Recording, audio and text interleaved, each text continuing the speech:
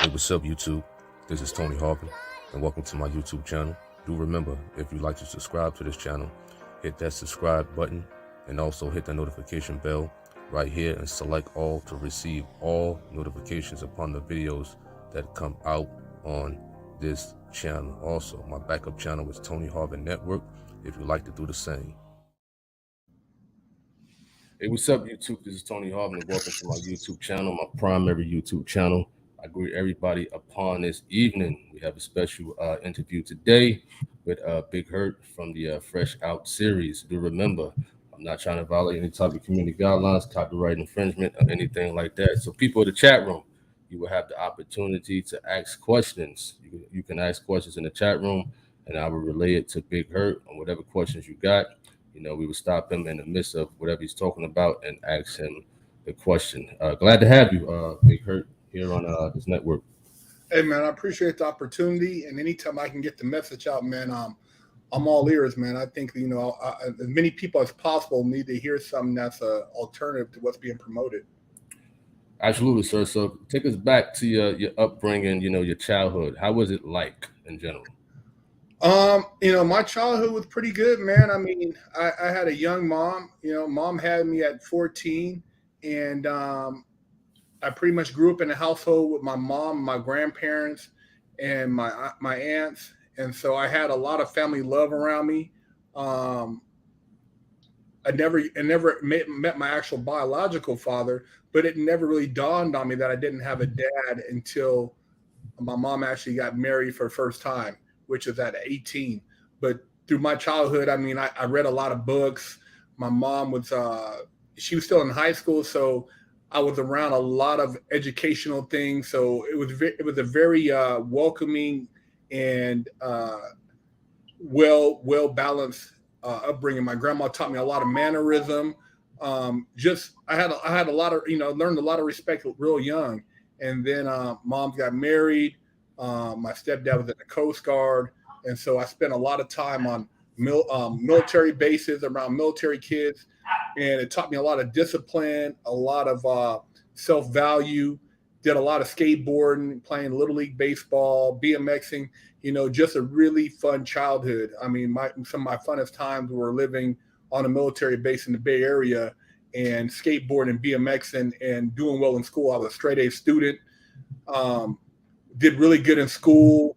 I didn't really get into any trouble until I moved off the military base. My mom got divorced when I was around 13, about 13. And then I moved back to Sacramento where I was originally from, and eventually got exposed to some elements in the streets. And those elements kind of took their course, and I got caught up selling drugs and stuff like that. So you grew up in the Bay Area. What is that, San Francisco, correct? Or San Francisco. I lived in the middle of the Bay Bridge on a place called Treasure Island, and it was a military base, Navy base, very no crime. Everybody's family was in the military, very family orientated, just a good environment. Went to school in San Francisco. The school I went to was very academic. I was a straight A student. I mean, I never got a B on my report card until probably my sophomore year of high school. So I was very good in school, took a lot of pride in learning things, was always doing different outdoor activities. And so my childhood was really good. So take us back, you first got into trouble and things like that, and your first day of experiencing jail and or prison. Well, when I moved back to Sacramento, my mom got divorced. She's out working 2 jobs. I have a brother and a sister. I was still skateboarding, BMXing. When I was doing that stuff on base, it was cool. But when I moved to the hood, it wasn't a lot of brothers doing that in my environment. It was kind of I was kind of like an outsider, it kind of put me outside the box. And, the kids I hung out with at the time that skateboarded, but my white friends, and it was kind of like I was doing that. But at the same time, when you transition from junior high school to high school, things become very cliquish. You try to fit in, you get more involved in mainstream sports. And so it's almost like a turn. It was like a turning period, man. I mean, if I would have stuck with skateboarding back then when Tony Hawk and Caballero and all them guys were still doing it, who knows where I'd be at today. But I went from skateboarding to, you know, playing basketball at the park to trying to get involved in school sports and then hanging out because I wanted to be one of them dudes. And it just took me in a whole nother direction, man. And I nobody in my family had ever been in trouble. My grandfather was Air Force, retired. You know, everybody in my family was pretty much squares. But I lived on a street where there was a lot of drug activity. There was a lot of ex-penitentiary dudes. You know, there was a lot of elements, you know, seeing people drive down the street in cutlasses, bumping music, you know, just gangsters, Jerry curls, I mean, OGs. And I was, you know, skateboarding in the street. I'm seeing these guys and it's like, man, you know, what are these guys doing? And eventually I started asking around, and that's when, you know, crack was popping. And I'm like, dude, you know, where do you get that? You know, what are they doing, man? How are they making that money? You know, and they're like, oh, they're drug dealers. I'm like, what are they selling? And I'd never seen crack. I never seen, you know, any hardcore drugs really before that. And so I ended up asking somebody, and one of the homies turned me on to somebody else. I got some, you know, I got a rock, and I ended up selling that. And I took my little allowance money and flipped it and started selling, you know, flipping it back and forth with my little 10 speed. And pretty soon I had some money in my pocket, and I got hooked, man, on selling dope. And I was the type of kid, you know, I never drank, I never smoked weed. I never was into like, you know, that type of activity. So my whole focus was like, man, I can make some money, but I didn't really have a plan much more outside of that. So naturally, when I started selling drugs and trying to be sneaky, and my mom is trying to, like, you know, keep her household together, it eventually you get exposed because you can't do something that sneaky, that's that obvious. And literally my street is a drug street. I can go outside my front door, bounce a basketball, and sell, like, you know, $300-400 worth of crack right in my front of my house. So it was crazy, man. And eventually I got caught up and went to juvenile hall and ended up having to do, I got caught up twice. I got out the first time, didn't really learn my lesson, got out, you know, got a talking to, and then I got back in the game, and like a couple months later got caught up again and ended up doing 6 months in juvenile hall. And when I was in juvenile hall in Sacramento, and then I went to the boys ranch and did a program there, everybody in there was gangbanging. Everybody was drug dealers. Nobody was no rehabilitation. Wow. Half the dudes couldn't read. Most of these dudes were supporting their whole families. I mean, you had kids. I was 15. You had guys 15, 16, already had 2 kids. Their parents were gang members. I mean, it was just gang central. So it wasn't really any rehabilitation there. I mean, you had counselors and stuff there that would try to talk to you, but I really had no mentor, no father figure, nobody that really set me down. You know, my grandfather was on the street, but we didn't have no real conversation like that. So that experience in juvenile hall really just made me harder, but it didn't really change my viewpoint of crime and the streets.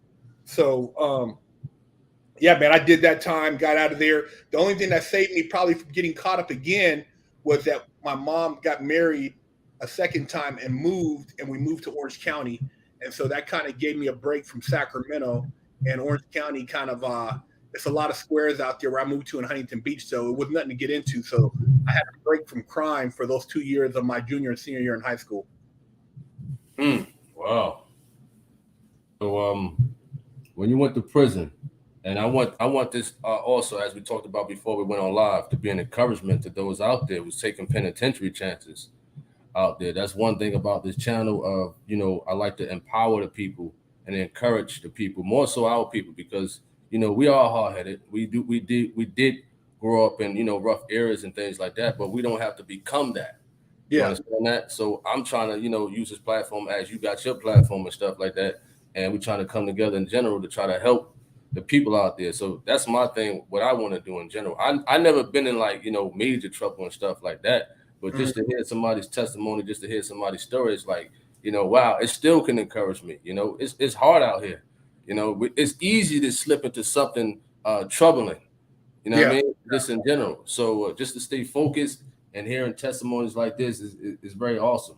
So describe to us the conditions that are in prison, because I watched the show. What was that?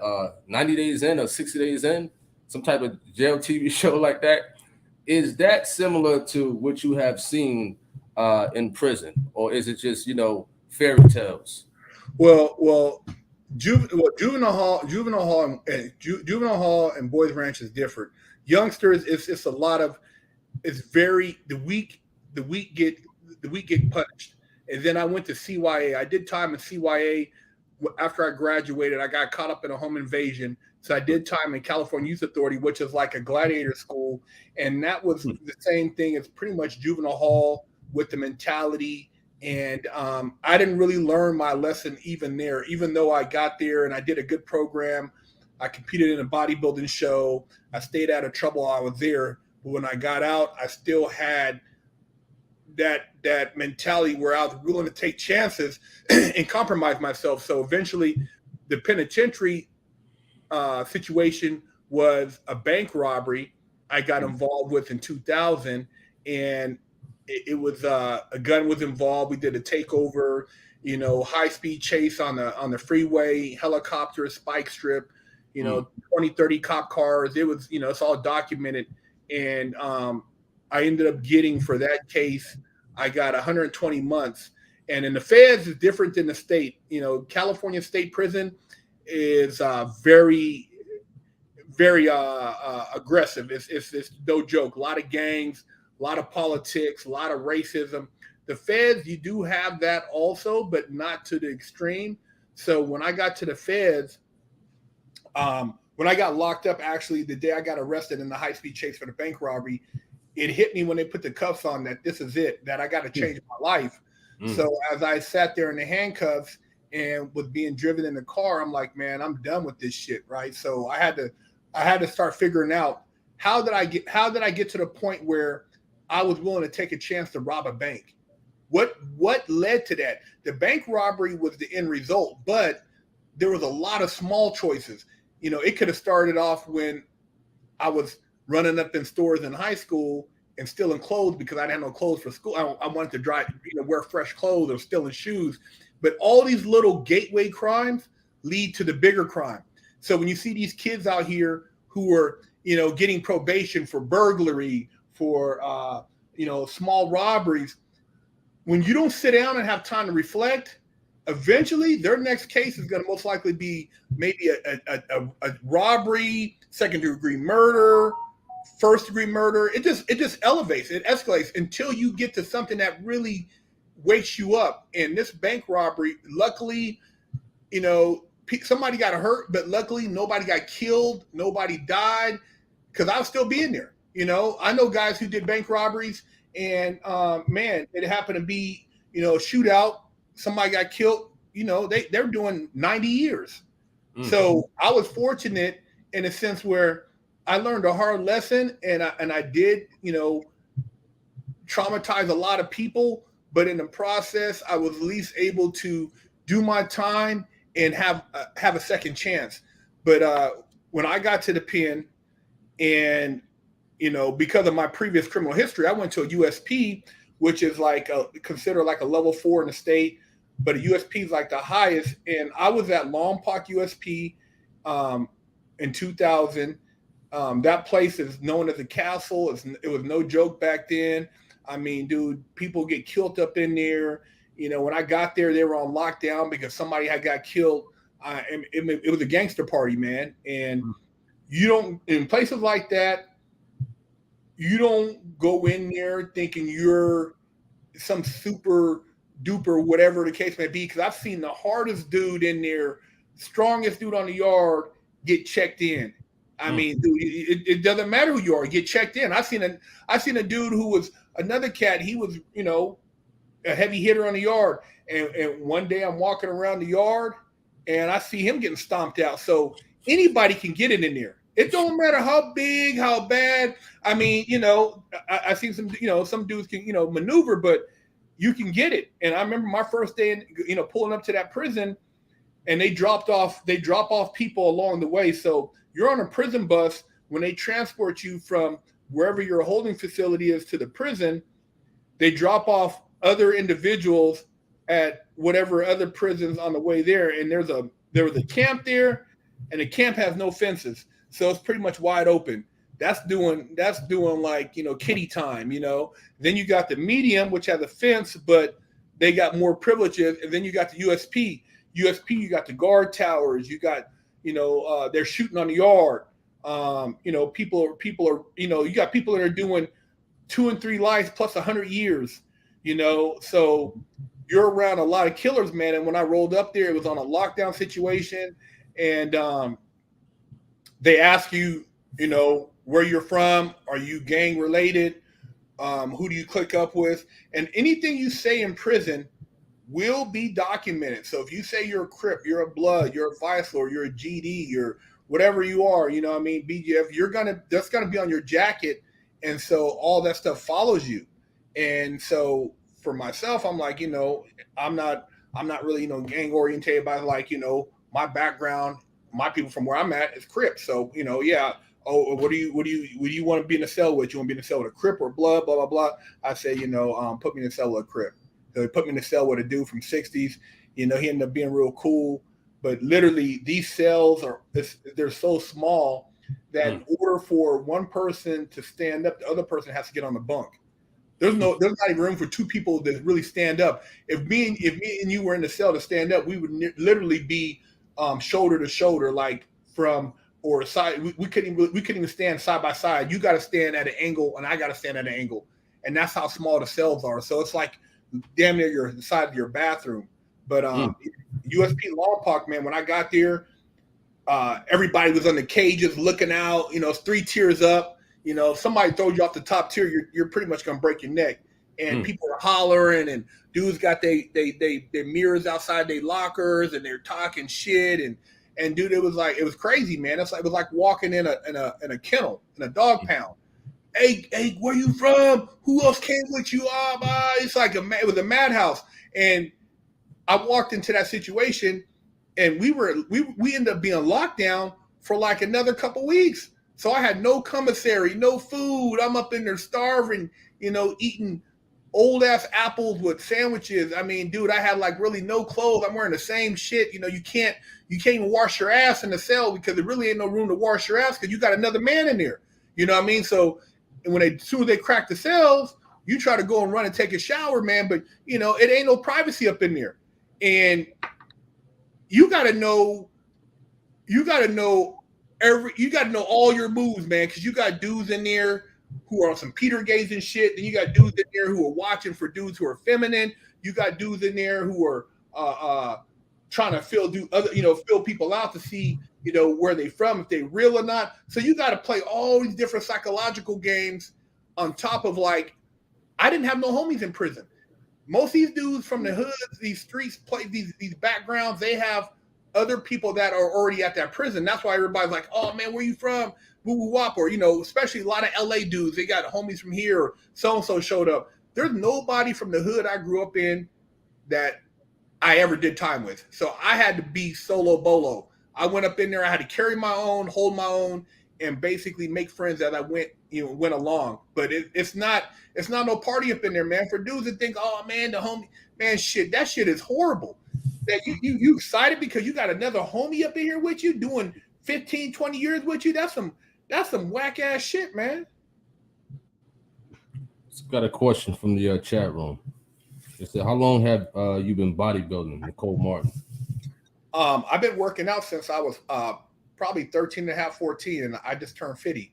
So I've been working out for like 35 years, man. And it's meditation for me. It's a way for me to kind of keep my mind straight, keep my body balanced, and just take care of myself. Cool. How does religion play a part in prison? You got some people in there that, are over righteous Christians or Muslims. They think, a couple of scriptures is going to help them out of situations in there, but it's totally different.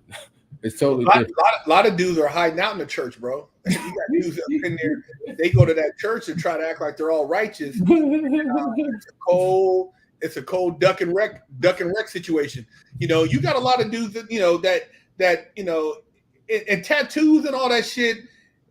it don't mean shit, man. You know, some of them dudes get it. Like in prison, if you got certain tattoos, you better be about it.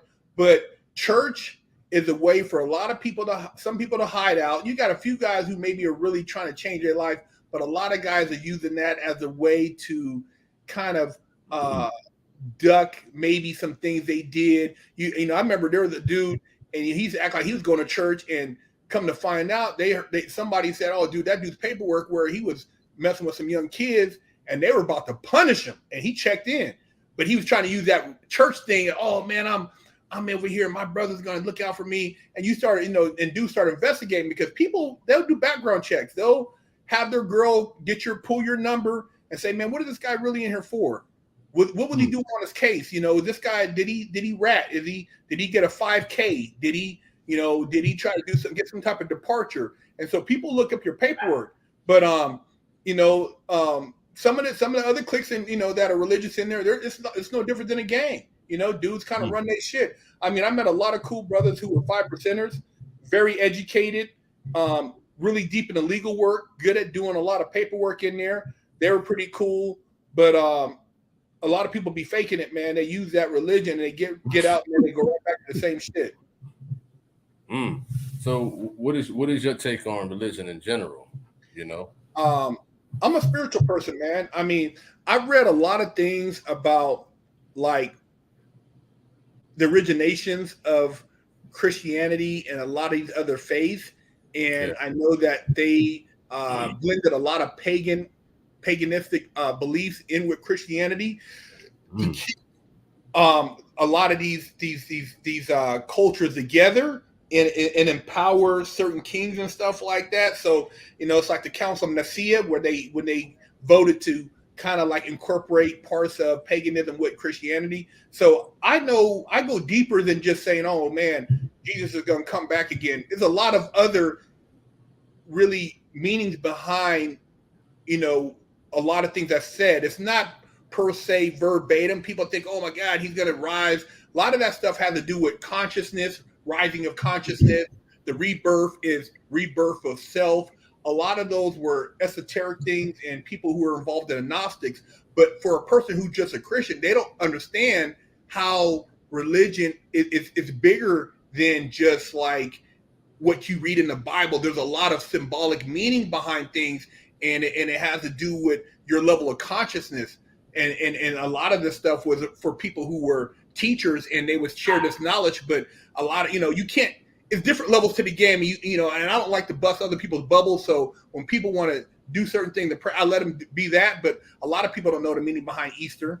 They don't know that that's a paganistic, you know, ritual. They don't know the meaning behind, you know, Christmas and a lot of the things that revolve around that. So I just let people kind of be, man. But I've read a lot of books with a higher understanding. So for me, it's more about spirituality and coming into self and having a higher understanding for my purpose here on the earth.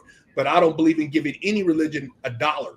I'm not going to go to no church and worship. I'm not going to go to no temple. My temple is here. You know, I can get whatever knowledge I find within self. There's no man who's going to try to tell me he's going to send me to the kingdom of heaven. I create my own heaven. All right. Question from the chat room. It says, ask what point in his life he decided that this life has to end, and how much prison changed his mindset. Well, literally, when they put the cuffs on me, I had an epiphany. When I was looking at the beach and the cops were kind of laughing, they were like, "Oh man, you guys gave us a good chase this morning." And it was like, for them, it's just another day. And I'm like, my dumb ass tried to rob a bank, and now I'm in handcuffs and I got to go do this time. And so that was like the initial wake up. But then when I got to Lompoc, and you're talking with guys who got, you know, big drug dealers. I mean, dudes who are making a shit ton of money, man, millions a month. And now these guys are doing, you know, 200 years, you know, 3 lives. And I'm sitting there around all these killers and gangsters and mob dudes. And I just started meditating, man. And I would like meditate and you know, I would ask that the universe bring me knowledge and help me find the truth. And I started meeting people who would share stuff with me about the law, about spirituality. And I detached, man. I detached from everything I thought had value in my life. that I was taught previously, and I reprogrammed myself. And during that first year at Lompoc, I met two mentors. I met a brother, an older black guy, who taught me a lot about spirituality and about what it means to be a black man with purpose. And then I met an older white guy who was an ex-Vietnam vet, and he taught me a lot about law, a lot about the justice system, the court system, and he educated me on aspects of the law and things I'd never even heard of. I was never taught in college or school, and it just was eye-awakening. So that first 18 months I was there at Lompoc changed my life, and I just kept, after that point, I just stayed on that path. Got another question. Simply Behold asks, did prison make him more thankful for everyday life out of prison, like the little things? Oh, yeah, man. I mean, one thing in prison where I made sure that I didn't lose myself in there, because I've seen people literally lose themselves and become institutionalized. I made sure I never adopted the mentality that I was a convict or an inmate. So whenever a guard would address me or a staff member, I would say, hey, man, you call me, Mr. Timmons, you can call me Marcus Timmons, or you can call me Big Herc, but I'm not an inmate. I'm not a convict, man. And I remember a dude almost wanted to fight me one time. I used to go to the law library. I spent like 3 or 4 hours a day in a law library, and I would work out, and then I would meditate. And this one dude from Baltimore, he's like, man, why are you always going to the law library? And I'm like, man, I'm trying to read, man, and figure out if there's a way that I can get out early. Maybe there's something that the government messed up on and I can get out early. He said, man, what are you in here for? I said, bank robbery. He said, did you use a gun? I said, yeah. He said, oh. He said, you did the crime, right? I said, yeah. He said, man, why don't you do your time? I said, nigga, why don't you do your time? And this dude looked at me like he wanted to get out, because I'm studying, and his dumb ass, he walks the track every day getting into shit. So literally, man, that's the mentality of a lot of these savages, bro. These dudes who, for them, going in there, all they do is they don't even see the reflection aspect of it. So you got to look at, like, some of these people aren't even capable of rehabilitation. There are some, but some people never go to a law library, never pick up a legal book, never think about any type of how they got there. And for me, it was all about reflection. So every day I thought about, man, if I was free, what would I be doing today? Every day I thought about that. Every day, man, I would have nightmares about, I'd have dreams of being free, and I would hear the doors open, and it would wake me up in reality, and, man, I realized I'm still in prison. We got another question from Tasha. It says, does prison cause men to be gay? No. If somebody is in there busting somebody's cheeks, they already had that weakness in them to begin with, because I met guys in there doing life, and I've actually seen these brothers on the street after they got out, and they never had no homosexual tendencies. If you're a homosexual, or if you're easily to where sex with a man overwhelms you to where you're going to have to go out like that, that means that you were on the street and you were suspect on the street. Because, there's dudes in there who are getting that female guards, getting that counsel. They're taking all type of chances, getting caught up, but they're still going after the females. They're not looking at men as being attractive. So any man who's going to do that, and you got some dudes some guys are predators, man. Some dudes in there, they're animals. They get around that, and for whatever reason, these would probably be the same guys who would maybe let that take them down a dark path on the street. But you know what a man is, you know what a woman is. And being in prison doesn't mean that now you can't control yourself and you're going to want to get on man butt. It doesn't work like that. All right, we got 2 people in the chat room. They asked this question. Is Big Herc familiar with Pastor Gino Jennings? No. Cool. My question is, how is prison food? I mean, I watch videos of, people making in the prison, making, crazy stuff and things like that, as if it tastes good and whatnot. I don't know, so can you describe to us, how is the food in there? Hey, man, prison food, I mean, you try to make the best of it. Like, if you got to hook up in the kitchen, you got somebody maybe cooking you some food on the side. Like, I had a dude in there who would steal me steaks and stuff, and I would have steak burritos, and I would have get some chicken and make chicken burritos. And so I would spend a lot of my money, my little stamps on food with Yeah. my little clique of friends, and we would cook. But that prison food I would cook, I wouldn't have it on my worst day on the street, man.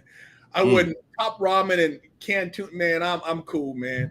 That stuff, you try to make it as appetizing as possible, because outside, you don't have the opportunity to have sex with a woman, so food is your next best orgasm when it comes to actually having a pleasure. So we try to make the best food, and me and my team, my crew of guys, we used to cook really good food for what's considered prison food, but it's nothing to brag about, man. So how did the correctional officers treat you in there? I hear stories about COs doing the inmates dirty. They don't try to help rehabilitate them and things like that. They just abuse their authority. They just abuse the badge in there. So, what is your take on the treatment that you receive or that you experienced or seen how other correctional officers treated inmates in there? You know what, man? I wasn't in a place down south where I heard they get down like that a lot in Florida and some of these spots in Texas and Alabama and some of these other country spots. I mean, I wasn't on the chain gang or anything because I was in the feds, so it's a little bit different. But in federal prison, they look at inmates who are intellectuals different. It don't matter if you're black, you're white, Hispanic. If you're sharp and they know you know how to work that pen, you know how to file paperwork, they're going to leave you the hell alone. But now they know you're an ignorant ass and you're not very intelligent and you're pretty much, they size everybody up. So if there's a guy in there, maybe he's a big ass dude and he's a shot caller, blah, blah, blah. They know to get to him, maybe they need to give him a hamburger or a pack of cigarettes or a container of coffee. And now that guy's cool. The other guy who's an intellectual, they're going to deal with him in court. They're not going to want to. Like, I got my cell shook down before, but when they seen how much legal shit I got in there, all they told me is like, hey, Big Herc, don't file no paperwork on my staff. We'll leave you alone. And that's it. So when you're somebody who understands the law and inside prison, the pen is mightier. It holds a lot of weight. I never had any problems with no guards or anything messing with me because I was good with that paperwork. We got a question from Eternal Tunes. They're speaking upon rape. Do African Americans allow their own to get raped? There's some Africans, there's some blacks in there who prey on each other, bro. There's guys in there, and there's certain demographics of individuals that are pretty savagery, bro, and they're known for if they see somebody sashaying around, they will take their booty, man. There's a group of there's certain individuals who are predators like that. And yeah, dudes tell you like, hey man, don't mess with them dudes. One thing they tell you in prison is like, if they know a dude has tendencies, usually somebody be like, hey bro, that dude you hollered at, he's on some funny shit, right? What do you mean? Another spot, bro, he it's heard that he messed with some punks and blah, blah, blah. And no disrespect to homosexual, but that's what they call them, and they're punks. And if you ever mess with a punk, or if you mess with somebody that mess with a punk, once you've been warned, you're supposed to back up. If you continue to socialize with that person, you become suspect. So people give you a heads up, but there is no blending. If you're a booty bandit, you are not running. You're not kicking it with the homies, bro. They're not going to let you hang out knowing that you take man butt. Wow. Got another question. B. Holy asks, do they serve chicken with bones in prison? Bones and chicken can be used as a weapon. Yeah, dude. I seen a dude get stabbed with a chicken bone. I walked by him. He was a dude that took it. And they poked him up, and he was bleeding in the stairwell, bro. But I couldn't help him.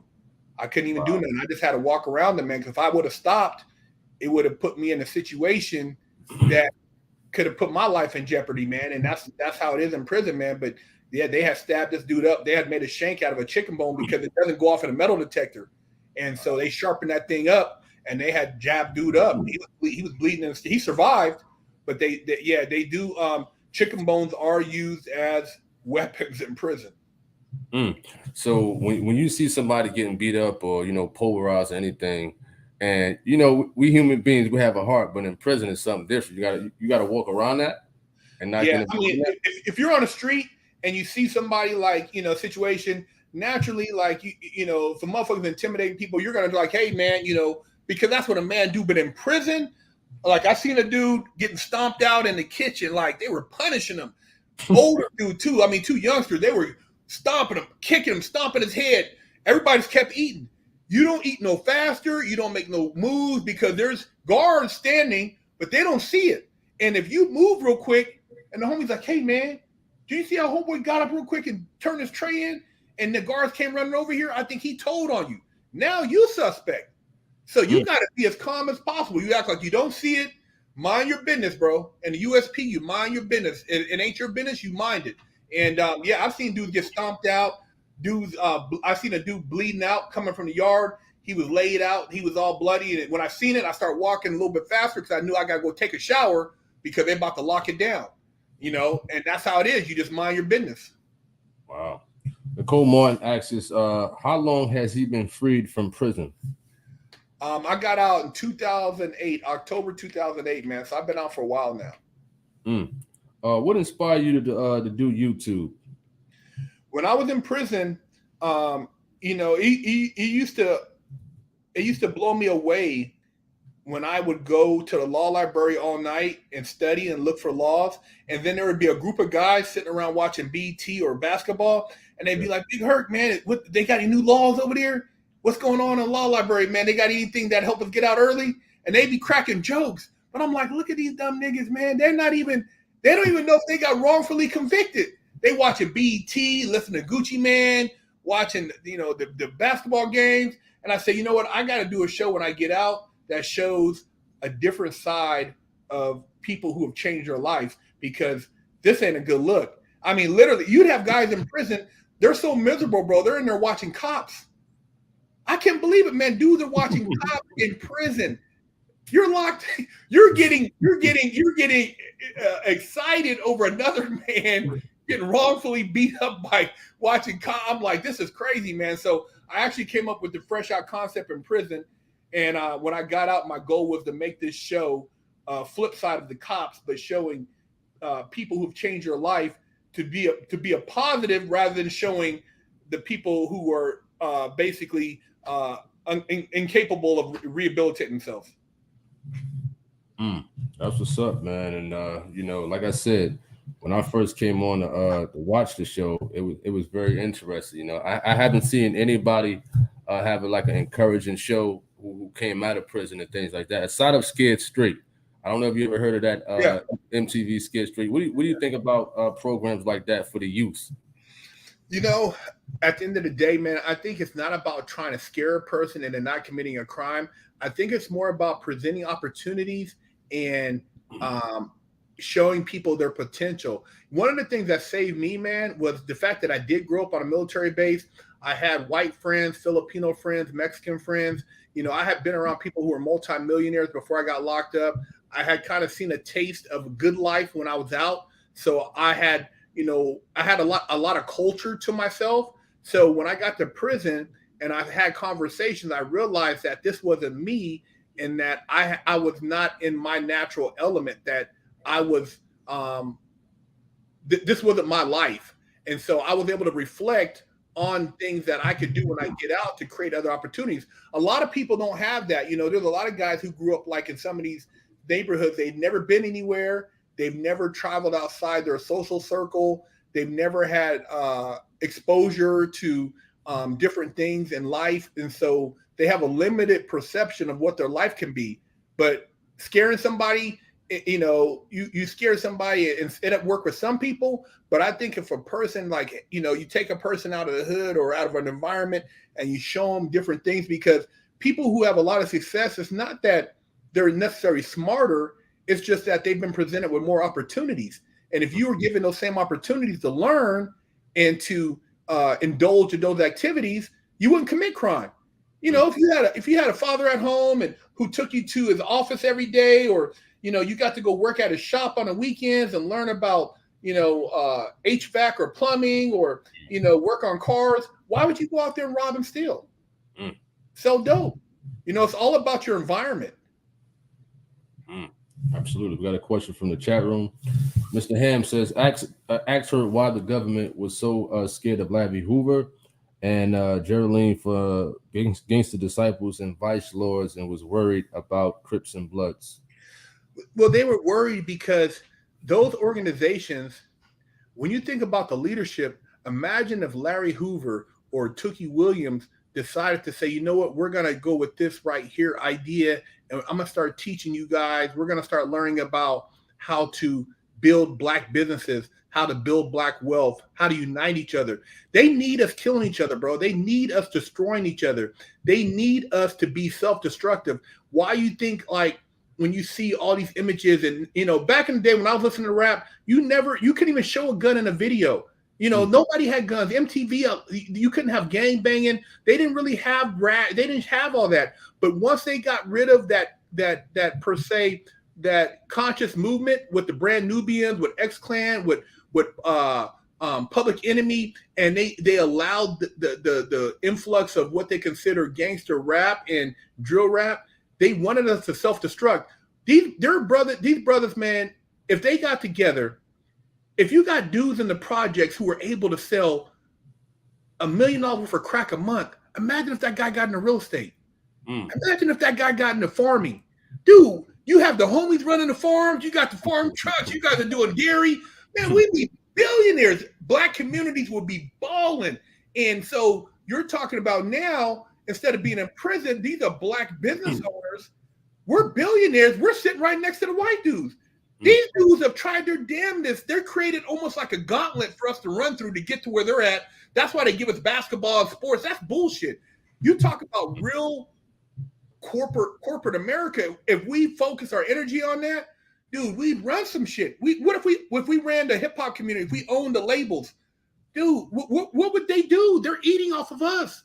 All the shit they're doing, they're eating off of us. The music, the violence, the sports, all that shit is stuff that we have. If we didn't give them the money from it, the licensing from the music, they wouldn't have shit. Archer asks, have you been around any immaterial who was exonerated? Any immaterial who's exonerated? I mean, somebody who got their case overturned? I don't know what she meant by that. Yeah, exonerated. And maybe she means somebody who was convicted but later found out to be not guilty of their crime. There were guys in there who got convicted of conspiracies who never got caught with any drugs, and they were able to get their cases overturned. So there was a lot of, I've run across some people like that. As far as like exonerated from like falsely accused murders or something like that, I wasn't in the state, so I wasn't around those type of people where a lot of people get accused of those type of crimes. But in the feds, I have seen where they have trumped up charges on people because they wanted to get them so bad, and I've seen guys get their cases overturned. Nicole Martin asks, do they sneak drugs in prison? Oh yeah, man. Drugs are big, man. Heroin is probably one of the biggest drugs in prison, man. You got guys that are making, 10, 20, 30, 40,000 a month off of heroin. Heroin it's like drugs are a big part of prison, and you got guards are involved. It's a big economy, man. It's a big business in there. I mean, people are getting busted for it all the time, but there are people who are still, involved with it, and people are in a depressed state, man. So drugs is an escape. So drugs are a very big part of prison. Another question. How does he feel about law enforcement? Do he think it's necessary to have them? Yeah, because we're not policing our own. When you have these little knuckleheads running around and they'll rob a grandmother, break in their neighbor's house, and nobody does anything to check these dudes. It's not like back in the day where you had the neighborhoods where the mob, they could have their grandmother walk down the street with her fur coat and her diamonds and nobody would touch her because that's so-and-so's mom or auntie. In the Black community, there is none of that. In Chicago, look at these communities, man. They rob and they prey on each other. They rob each other's stores. They have no respect. So you need to have that, man. You need at some point, and I'm not saying like these people, law enforcement don't need better training because they're dealing with some hostile environments. But hey, I want my mom or my sister to be able to call somebody to come help her.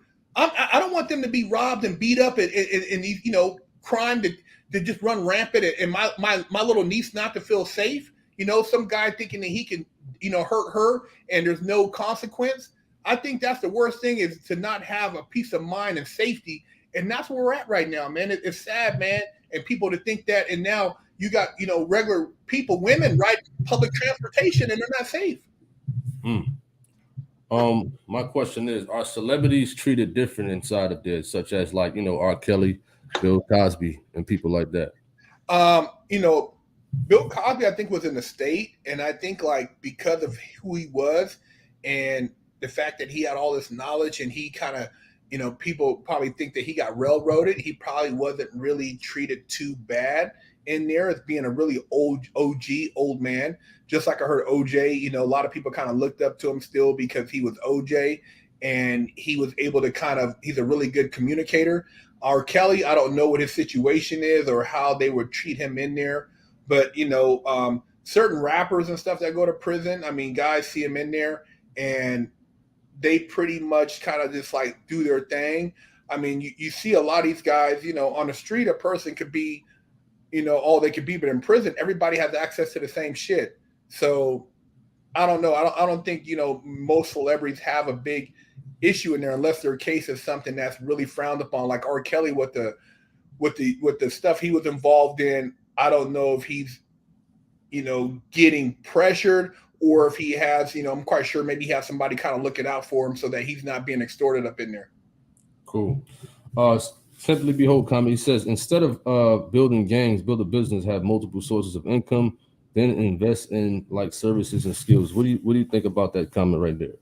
I think it's I think it's a great thing, man. But the people that have the bigger platforms, I have a small platform, man, and I've been shadow banned on YouTube. So my message is not really promoted like some of these other guys who glorify that lifestyle. But I'm exactly where you're at with it. I mean, if these high powered gang members were to come together, and instead of worrying about drawing down on each other, robbing all this, and if they did start building taking part in community politics. It starts in the community, getting these programs back, these trade programs back into the schools, giving kids an opportunity who maybe might not be college material, but maybe they can go to wood shop, metal shop, automotive training, some type of trade school.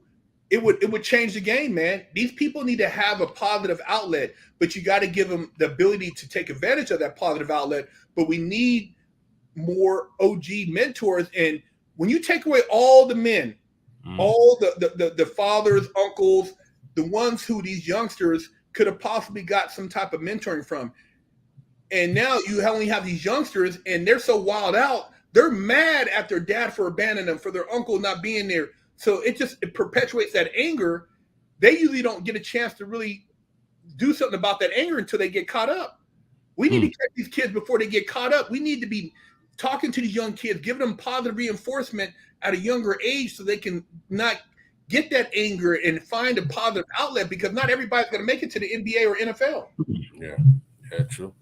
Why do you think majority of social media cling to like gossip type of platforms versus like positivity and encouragement that those are putting out there? A lot of feminine energy, man. Women gossip. You used to see women, they get together and they, oh girl, so and so, yeah, I've seen her. She's at the hair salon, girl, getting her nails. Ooh, that girl, man, she was talking about so and so, and I think she messing around on her man and blah blah. That's women do that, man. Now they got men gossiping and talking. Man, when I grew up, man, didn't nobody talk nothing about nobody unless they just did something to them, man. You're not gonna be like, oh, Tony, man, when I catch you, man. Nah, I just catch you. You be at the liquor store. What's happening? Oh, it wasn't no warning. Wasn't no, hey, man. Now they got these Clubhouse, and I mean, dude, those are women. Who goes on Clubhouse as a man and you're gonna argue with another dude about who's harder, who's the biggest crip, who's the biggest dumb man? Come on, man. Don't no grown man talk like that, man. That's what's up, man. So do you have any last remarks as we conclude this interview? Do you have anything you want to give out there to the people for encouragement in general, those listening, those who's going to listen later on? Yeah, those who are listening, man, make sure you guys go subscribe to Big Herc 916 YouTube, Fresh Out YouTube. pick you up a bar of soap, wash your ass at bigherc916.com. You know, this whole narrative, man, you know, those who can need to speak up, and we need to take more responsibility, bring back some family values. That's the only thing that's going to repair the home, is having family values back, you know, back restored. And you know, you got, for everything you do, there's a consequence, man. Everybody right now thinking they can just run buck wild and do what they want, and you know, it's a free for all. Oh, it's cool because I can do this and not get locked up. But they're setting you up. These people, man, they're playing long game. All these young kids who think they're cool and mama, I got a gun case. They're just building up. So when you do get caught and you got all those priors, you're going away for about 30 years and you're gonna be crying, man. You're gonna be crying. They set you up. All those little towns where you think they're being soft on crime, and yeah, my little baby, he's not a bad kid. Well, little baby, when he get caught in that second-degree murder or conspiracy, and he done been locked up 2 or 3 times, and that's their game plan. They're gonna eventually get to where these guys are gonna have so much stacked to get them. They're gonna be removed from the street, and they're gonna be in prison. And when you get to prison, the cool thing about it is you got to go work. And these dudes go to prison and they work. Why didn't you work on the street? You know, get you a job on the street. You're gonna go to prison and start working in the factories for $300 a month. You could have been doing that a day on the street if you got a job. Absolutely. Wow, man, that's some deep talk right there. So I appreciate you for coming on this YouTube live, man, with this interview, man. Hopefully we could do it again. Yeah, appreciate it. Send out some more encouragement to the people, man. Definitely appreciate you, man. Thank you for the opportunity, man, and shout out to all your guests, man, and shout out to your channel, bro. Thank you. Thanks a lot, man. Be safe and good night, man. Appreciate that. Thank you, bro. Take care. You too, man. All right. All right, that was Big Herc from the Fresh Out series. If you don't know who he is, you know, he has a YouTube channel, you know, where he talks about his time in prison, or if anybody had any type of questions about what goes on in prison, it's on his YouTube channel. So those who in the chat room was hearing the term, you know, busting whatever, is a known quote that he says, you know what I mean, or people ask him, what does that mean, or go into depth about that term in general, you know. So I'm looking to have more interviews with people on here to talk about the experience, you know, in prison and things like that. You got to understand, everybody is not what we into. You understand that? You really have to talk to a person, and you really have to get in tune with a person first before you usher in certain things. You understand that? We was at a stage one time where, you know, we was knuckleheadish and things of that nature. You know, so I'm glad the people tune in to this interview in general. I got some more ideas for this channel in general. Yvette says this prison system ain't no joke. People says is real and it's sad. Yes, you know, listen, I hope at no time I enter prison at all. The only time I would probably take a penitentiary chance is to protect my family, you know, and that's about it for sure. You know, yo, Tasha, you funny. Thank God for, you know, everybody has some good questions and things like that. Everybody treated the guests with respect, and that's what it's all about. It's all about respect when people who come on the platform to have an interview and whatnot and things of that nature. He says Sheila Davis says that's why there are more prison. Be holy acts. Be holy says one life to live, but diversity of operations. That's what's up. So to those out there who want to be interviewed, if you've been in prison, if you got prison stories and things like that, to try to give advice out there for the youth, you know, on not to go to prison and stuff like that. That prison is nothing good about taking penitentiary chances in general, for sure. You know what I mean? So he has some good advice, good encouragement for the youth in general. Simply Behold says that guy was friendlier than some of your trolls, Tony. Absolutely, you know. That's funny right there. Yeah, and that's the sad part out there, because those trolls out there, they be so-called Christians. They be so-called Christians out there, and you know, a lot of people, you're gonna see a lot of people who come on as guests. It might be some rappers on here that I might allow on just to have a conversation with them. You know what I mean? So it might be some singers, it might be some actors, whatever. Who knows? You understand that? And these people are more respectful. They're more nicer than these so-called Christians out there. You understand that? You're probably gonna hear some trolls, talk about this interview. But at the end of the day, people who are in interview, they send out more encouragement than those type of people. And those type of trolls out there, they're so-called Christians. You know what I mean? And that's the sad part out there. You understand? So you're absolutely right about that, Craig G. Sells. Sister Davis, you says I can use his testimony, helps me for sure. Want to stay out of prison. Nicole Martin says, tell us your testimonies, Brother Tony Harvin. Well, I never been to prison. I've been arrested one time, 16, 17 years old. It was a terroristic threat in high school. They put me in a holding cell. They took me to Jersey City. It was on Kid Avenue. It was like a holding cell. They kept me there for like an hour. We just had to do fingerprints, mugshot, whatever. My mother came and got me. She said, "You're a knucklehead," whatever.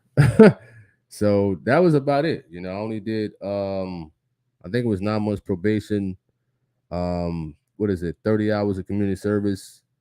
I think it was like a $45 fine, suspended license, and I had to get good grades in school. They kicked me out of regular high school. They put me in like a zero tolerance program. That was about it. You know what I mean? I didn't really do nothing like to the extent of going to prison or whatnot and things like that. But that was basically the only close call, maybe. I gave a story before about when I was in the car with a friend's friend. They came around my house and things like that, and I thought it was the friend car. He wasn't my friend, but it was a stolen car at the end of the day. And I gave the story about the police was behind us, and they put their sirens on. You know what I mean? And I had a bad feeling that this car wasn't his after a while. So the police put the sirens on because you got to remember, you could be in a car with somebody and the car could be stolen or whatever the case may be, and you go to prison, you go to jail and stuff like that. So blessingly, the cop car went around us. The cop car went around us, and I knew then it was time for me to go home. I think it was about maybe 18, 19 at the time. I knew it was time for me to go home. Dylan Kelly says he is ignorant. Who is you talking about? I don't know who you're talking about. You know what I mean? Um, Nicole Martin, you funny. You funny. Um, hmm. What up? What up, Christopher? What up? What up? What up? Shout out to you and your channel. Tasha says the way Philadelphia is shooting and killing every day, maybe the death penalty needs to be reinforced since the young don't fear going into jail. And the thing is, like, when so-called Christians, they come out, well, this person ain't supposed to be doing this, they ain't supposed to be saying this or cursing or whatever the case may be. But the sad part is, people like Big Herc and they have more influence, encouragement than a lot of these so-called Christians out here. That's the sad part. You understand? I see these so-called Christians fighting, making physical threats, like the clown pastor, what is his name? Charles Duell. You know what I mean? Making physical threats, but you got somebody like Big Hurt or whatever the case may be. No, he don't know who Pastor Geno Jennings is. No, he don't follow holiness or whatever the case may be. But the man got more influence and more of a empowerment than a lot of these so-called Christians out there to help pull the youth away from the prison system and stuff like that. That's the sad part. Now, this is the stuff these so-called Christians are supposed to be doing, but they don't. They want to have these beefs and tug of war as the rappers are doing. You understand that? Nobody got time for that. You know what I mean? All right. Sister Davis says he needs to go to some of these high schools and gang meetings and give his testimony. All want to listen, but he will be helping someone escape that experience. Absolutely. Craig says Philly women are getting beat up and beat up by men stupidly and shot by teenagers. Wow, that's crazy. Let me see. Christopher, you talking about your content? Christopher, you got to put your content out, man. Listen, this is an everyday thing, man. It's every day. You gotta be like consistent. Every day, man. And another key factor is promotion and marketing, man. You know what I mean? Maybe hard work, but you got to do it, man, for sure. All right. Tasha says, Nicole, sometimes speaking like that gets people attention to tune in and listen. Absolutely. Absolutely. And the thing is, with a lot of these, so-called Christians out here, it was one clown. We ain't gonna mention his name and whatnot. He's a so-called street preacher, but the man uses profanity like crazy. You understand that? So when you claim to be a preacher, and the clown Charles Duell, he also uses profanity. Also, and he's a so-called preacher. So when they so-called preach against certain languages and whatnot, foul language and whatnot, but using it, what does that say about those type of so-called preachers out there? You understand that? That's a contradiction. Simple Faith says, make sure you get the right channel because I have two. Well, put the links in the chat room. Put the links in the chat room. Once again, I thank everybody for tuning in to this interview that we had with Big Herc and whatnot. Like I said, there will be more interviews in general. You understand that? Just to hear the people's thoughts and things like that, and giving off encouragement to the youth and things like that, for sure. Simba Behold says, then those clowns tried to use people's accidents to justify. Yep. All right, Elias, peace. And thank everybody for tuning in. I hope everybody have a wonderful night. I'm Tony Harvin. I'm signing off. God bless to everybody out there. Peace. Good night. Hey, what's up, YouTube? This is Tony Harvin, and welcome to my YouTube channel. Do remember, if you'd like to subscribe to this channel, hit that subscribe button and also hit the notification bell right here and select all to receive all notifications upon the videos that come out on this channel. Also, my backup channel is Tony Harvin Network if you'd like to do the same.